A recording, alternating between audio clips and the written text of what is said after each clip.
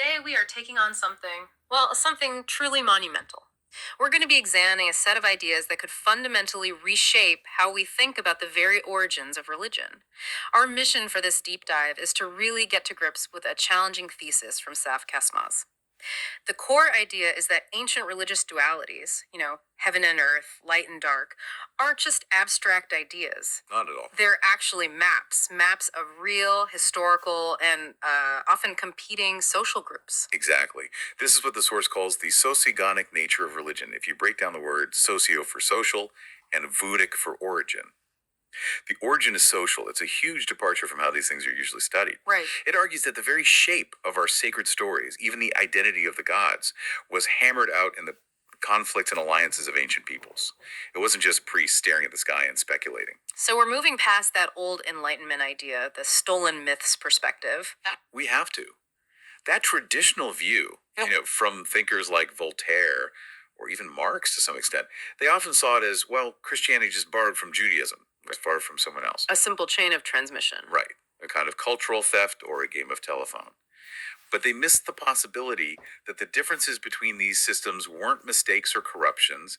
They were deliberate. They were a principled, foundational separation between distinct groups of people. So, to understand something as foundational as Mesopotamian religion, the source says we have to look past simple intellectual deductions. We have to dig for the different historical arrangements of different social stages. That's the key. That's the whole shift in perspective. Yeah. We're not looking for some abstract, universal idea of God. We're looking for a fundamental difference, a principled separation that defined these ancient communities. It's like finding a political treaty hidden inside a prayer. Okay, let's get right to the core of it then. The central equation. This is really the heart of the whole argument. The idea that sky versus earth or guk versus yer isn't just a cosmic thing, it's social. It's the perfect mirror. The source argues that the vast cosmological distance between the sky and the earth is a direct analogy for the socio-historical distance between the Akkad people and the Sumer people. Wow. One maps perfectly onto the other. They're inseparable concepts in this framework. So it's an absolute duality. Statement of identity. Let's just lay it out so it's crystal clear. The yer, the earth, the soil, is literally defined as the Sumerian person. They are of the ground. And on the other side, you have the Gok heaven or the sky, and that is defined as the Akkadian person. They get their breath, their light from above. And what's really startling is that the source claims this isn't some obscure theory you have to dig out of cuneiform tablets. It says this structure, this Ikliapa, is right there in the four Gospels. That's right. It says that even though they all have their own specific totems or different creation rituals, they all depend on maintaining this fundamental split. It's the one rule they can't break. Which would mean that texts we often read as being about universal salvation are actually, well, they're upholding a very ancient and very specific social division. And what makes the argument so powerful is that the texts themselves seem to back it up. Literally, the clearest piece of philological evidence, according to the thesis, is right there in the New Testament. Paul's first letter to the Corinthians, chapter 15, verses 47 to 53. It's shockingly explicit when you read it through this lens. Okay, let's read the key line, the one the source really zeroes in on. It says, the first man is from earth, that is, from the soil. The second man is from heaven sky. There it is. The thesis presents this as the smoking gun. It's not a metaphor for Adam versus some generic spiritual man. It's a direct reference to ancestral lines. Yes. The first man, the earthly one, is the Sumerian person. He's literally from the soil. The second man, the heavenly one, is the Akkadian person. He's from the sky. But hold on. A traditional reading, any theologian would immediately say this is about mortality versus immortality. Yeah. The earthly body of dust versus the perfected resurrected body. How does the thesis get around that? That's a huge interpretive leap. It is, and the source addresses that by looking at the very next lines. It's not just about one state versus another, it's about lineage. The text continues, those who resemble the earthly man will be earthly, and those who resemble the heavenly man will be heavenly. So it's an inherited identity. You are like one or the other. Exactly. It's a lineage, not just a temporary state. But the real clincher, the part that seals it for this thesis, comes right after. Paul writes, flesh and blood cannot inherit the kingdom of God, and the corruptible cannot inherit incorruptibility. Well, if the Sumerian person is defined as the one from the soil, then they are, by definition, flesh and blood. They are the corruptible. So the passage is read not as a general human truth, but as a statement of ancestral exclusion. It's a declaration that the social group rooted in the earth cannot be part of the same destiny as the social group from the sky. That completely changes the meaning. It's no longer just theology. It's a political document. It's using religious language to enforce a hard boundary between two peoples. It's an ancestral division written directly into the founding text of the sky tradition. And that's the core principle. It's why, even if the Gospels draw from a common source, a common Unkainak, they cannot, under any circumstances, identify with the earth lineage. Their entire legitimacy depends on upholding that separation. It's the one non-negotiable rule. The rituals can vary, the symbols can change, but the core duality of Guk versus Yer, Akkad versus Sumer, has to be maintained at all costs. This kind of analysis, it really suggests a massive blind spot in how we've studied religious history. And that brings us to the critiques in the source material. If religion is a social treaty, then the whole Enlightenment project kind of missed the point. It really did. The whole stolen myths idea was built on a flawed foundation. It assumed religion was just about, bad science or cultural borrowing. It didn't see that the identities were tied to these deeply serious historical arrangements between societies. They saw the symptom, which was the myth. But they missed the disease, which was the social history underneath. Exactly. And the source doesn't just critique people from the 18th century. It takes aim at modern scholars for continuing to work with what it calls regressive theses. Right, and we should be clear who we're talking about. The source names figures like Ahmet Arslan, Kürşad Demirci, and Ali Umut Turkhan. These are serious academics in fields like philosophy and archaeology. They are, and the critique isn't necessarily about their specific data, but about their interpretive framework. So what's the specific regressive thesis they're accused of holding? It's kind of conceptual blindness. For someone like Arslan, for instance, the critique is that they might still assume the prototype Jesus is fundamentally Jewish in his origin. Which sounds normal, standard. It does. But this thesis argues that's missing the point entirely. To define the central figure of the sky tradition by the terms of the earth tradition, the Jewish tradition being an inheritor of that Sumerian earth-based lineage, is to completely misunderstand the Akkadsky mandate that actually defines him. So you're saying the interpretation is flawed because it misses the underlying social structure that dictates the narrative. Precisely. The same goes for interpretations of Göbekli Tepe.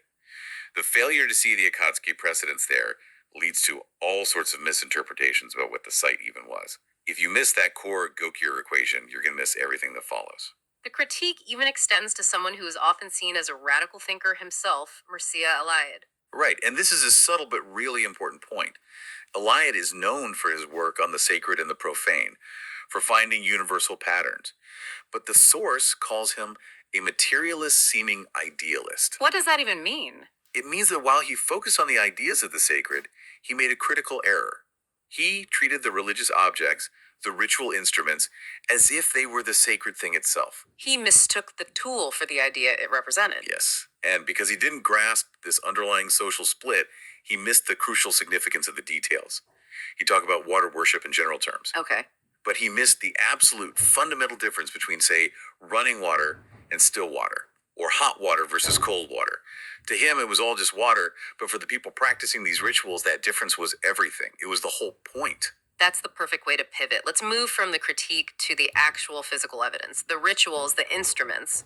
If they weren't just praying to abstract gods, what were things like fire, river, and stone to these ancient people, especially somewhere like Göbekli Tepe? The first thing you have to understand is the timeline. In that very early period, the Göbekli Tepe phase, the idea of a single abstract god, a Tanrı, hadn't really formed yet. Elements like stone, air, fire, river, earth, tree, they weren't gods. They were tools. They were tools. They were what the source calls arishara ritual instruments. And their primary function, which is a very provocative claim, was as instruments of human sacrifice. Wow. Okay, so not objects of worship, but implements. Implements for carrying out a sacred or social covenant. It was only over a very long time that these functional tools started to become objects of worship in their own right.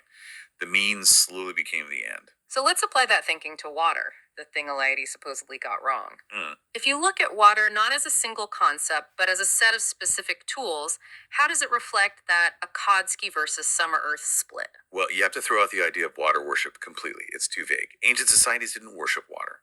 They revered specific kinds of water, and that choice was a statement of identity. Okay, so what are the categories? You have running water versus still water, you have cold water versus hot water, and you have sweet water versus salt water. Each of these pairs represents a different ritual function tied directly to one of the social groups. And we can actually see traces of these ancient rules in much later religions, can't we? Absolutely. That's what makes the argument for continuity so strong. Take the Islamic ritual of ablution, abdest. The source points out that it has to be performed with cold water, not hot water. That's not just a preference, it's a ritual mandate going back thousands of years. Cold, running water symbolizes purity, life, movement, all things associated with the sky tradition. And this is exactly the choice made by the prototype Jesus. It is. His baptism isn't incidental. Yeah. He had to be baptized in a river, the cold, running waters of the Jordan, and he had to do it naked, complete submission to the element. In doing so, he was very publicly rejecting the alternative. Which was? The still, fire-touched hot waters of a Roman bath. That represented a completely different ritual system, likely one associated with a different competing lineage within that ancient structure. So his baptism confirms the river as a primary sacred instrument for the sky people. Yes. And it's often listed right alongside fire and the Holy Spirit. You see that triad all the time. John baptizes with water, but the one who comes after baptizes with the Holy Spirit and with fire. It's the toolkit for holy creation, for death, and for rebirth in the Guk tradition. What about the sea? Salt water, how does that fit in? The sea is another category entirely. Think about the stories of walking on the sea, which you see with figures like Enberkar, Noah, and Jesus.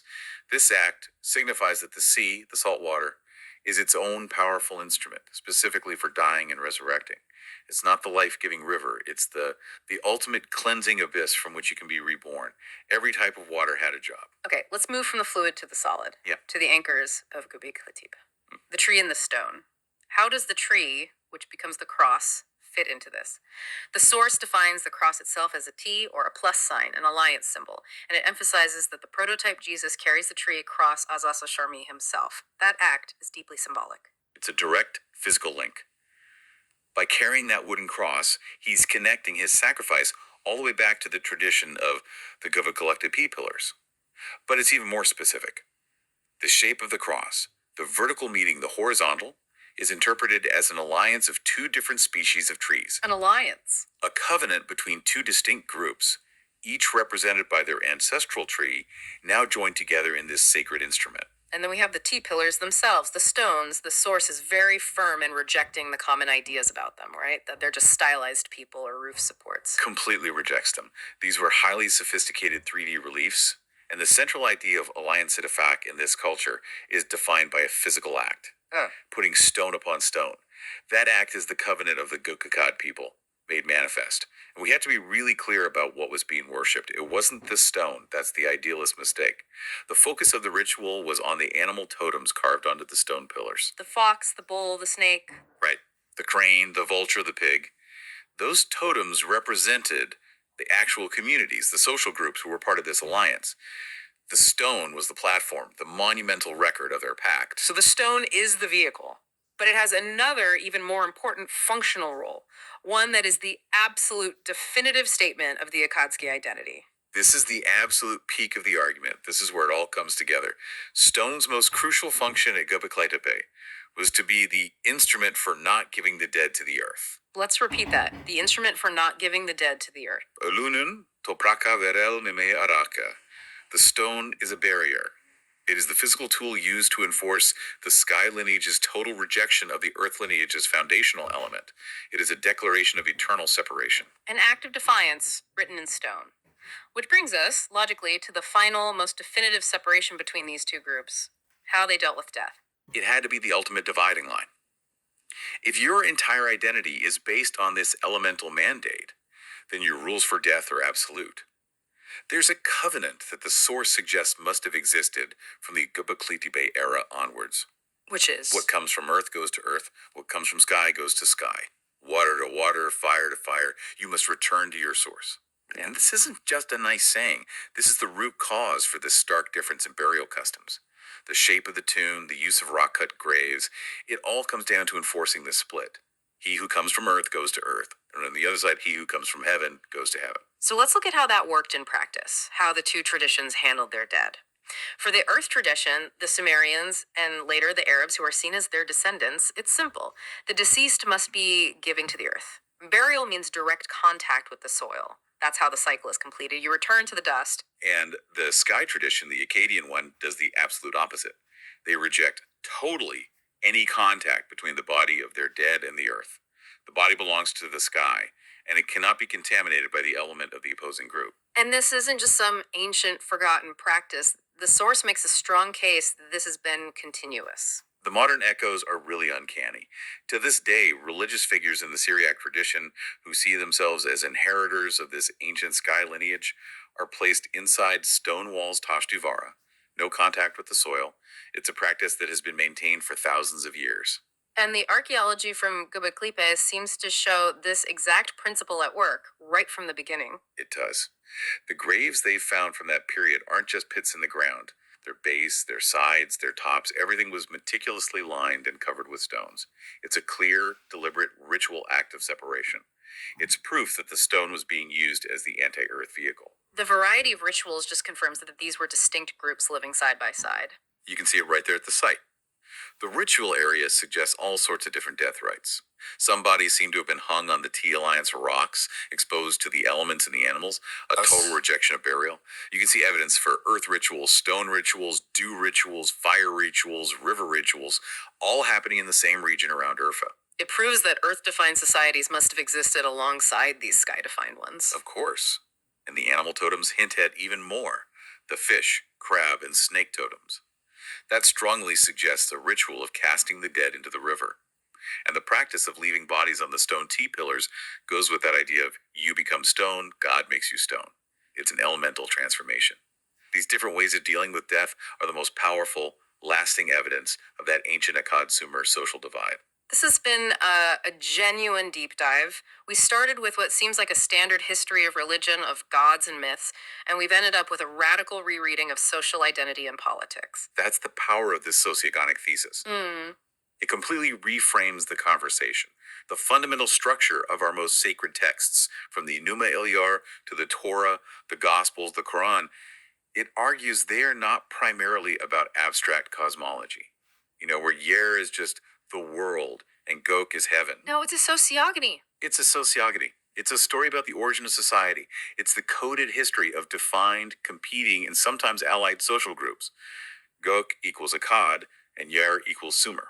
And so the final takeaway is that this distinction, the first man from earth and the second from heaven, isn't some high-minded theology for the afterlife. It's a historical treaty, a declaration of who you are, which is maintained through your rituals, through the tools you use, and most importantly, how you treat your dead. Using stone as a wall so you never ever have to return to the soil of your rival. It forces you to see religious history not as a history of ideas that were misunderstood or corrupted, but as a continuous, determined effort by communities to maintain their specific identities. They used their sacred rules to draw lines in the sand, to say who they were, who their allies were, and who they absolutely were not. It makes it all so much more concrete and so much more high stakes. So, as we wrap up, I want to leave you with a final question to think about based on everything we've discussed today. If this reinterpretation is right, if the very framework of religion is fundamentally an ancient political and social arrangement between two distinct peoples, how does that change our understanding of conflict and alliance all throughout history? So many wars have been justified using these same dualities: heaven versus earth, light versus dark. What other historical conflicts, maybe even something like nomadic versus settled peoples, might actually have their roots in a similar ancient sociogonic divide? Think about which cultural lines drawn today might just be the echoes of a disagreement written in stone 10,000 years ago.